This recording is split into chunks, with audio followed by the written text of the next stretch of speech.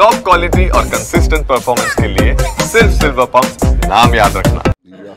ಜಿ.ಸಿ. ಚಂದ್ರಶೇಖರ್ ಅವರು ನಿಮ್ಮನ್ನ ಗುರಿಯಾಗಿಸಿ ಒಂದು ಮಾತು ಹೇಳಿದ್ದಾರೆ.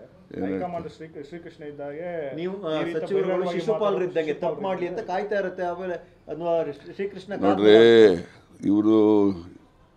ಅವರು ನೋಡಿ, ಅವರೆಲ್ಲ they are all liability to the party. I tell you, ಹಿಂದೆ ಕಾರ್ಪೊರೇಷನ್ ಸೀಟ್ ತೊಗೊಂಡು ಎಷ್ಟು ವೋಟ್ ತೊಗೊಂಡಿದ್ದೀರಿ? ಅವ್ರ ಶಕ್ತಿ ಏನಿದೆ ರೀ? ಅವ್ರ ಶಕ್ತಿ ಮೀರಿ ಕಾಂಗ್ರೆಸ್ ಪಕ್ಷದಲ್ಲಿ ಅಧಿಕಾರ ಅನುಭವಿಸ್ತಾ ಇರೋರು ಅವ್ರು ನನ್ನ ಬಗ್ಗೆ ಮಾತಾಡೋದಕ್ಕೆ ಏನಿಲ್ಲ. ಗೊತ್ತಾಯ್ತಾ? ಎಷ್ಟು ತೊಗೊಂಡಿದ್ರು ಕಾರ್ಪೊರೇಷನಲ್ಲಿ? 258 ವೋಟೇನೋ ತೊಗೊಂಡಿದ್ದು.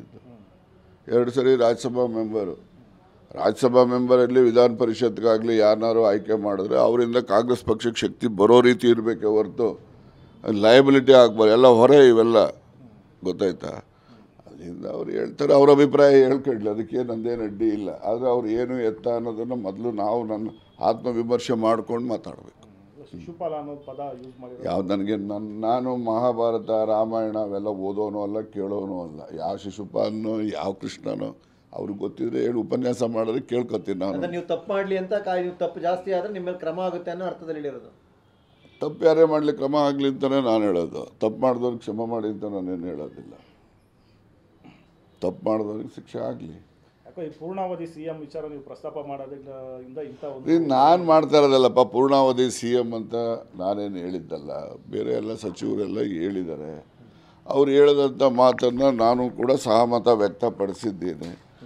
ಅದರಲ್ಲಿ ನಾನು ಹೇಳ್ತೀನಲ್ಲ, ಏನೇ ನಾವು ಅಭಿಪ್ರಾಯ ಹೇಳಿದ್ರು ಕೂಡ ಅಂತಿಮ ನಿರ್ಣಯ ಮಾಡೋದು ಕೇಂದ್ರದ ಹೈಕಮಾಂಡ್ ಇರ್ತಾರೆ.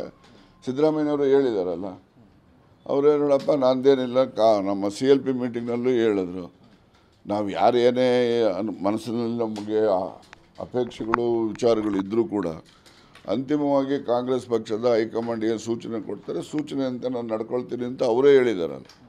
ಯಾರು? ಮುಖ್ಯಮಂತ್ರಿ ಸಿದ್ದರಾಮಯ್ಯನವರೇ ಹೇಳಿದ್ದಾರೆ. ಅವ್ರು ಹೇಳಿದ್ರೆ ಅವ್ರು ಹೇಳ್ದಂಗೆ ಕೇಳಬೇಕಲ್ರಿ.